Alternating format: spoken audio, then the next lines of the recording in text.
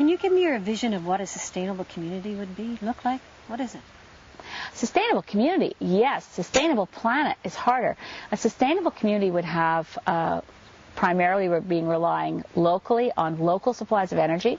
We can see the model for that in the way that Denmark has most of its electricity from cooperatively owned windmills. So we have to reconceive of our electricity and energy supplies away from the monopolistic, centralized utility model that we've had for the last couple of decades to decentralized, locally controlled. I mean, the nature of sustainable communities in every category is going to be the reiteration of decentralized, locally controlled, and that would apply to food production as much as possible, energy production, more self-reliance. There'll obviously always be some level of trade. We've had, Marco Polo was bringing spices from the Orient. We've had trade a long time, but what we've lost only recently is the ability to survive in the absence of trade.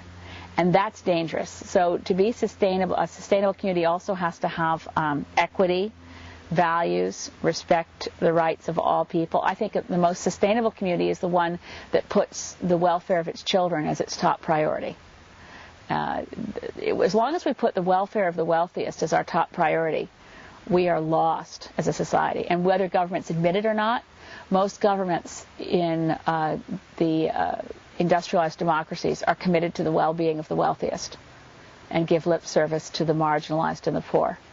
And if they flip that around and say that our number one priority as a government is the health and well-being of our children, that'd be a very different society. And so for the sustainability of it, it really is, reducing the ecological footprint, which again, it all comes down to doing things as much as possible through local self-determination.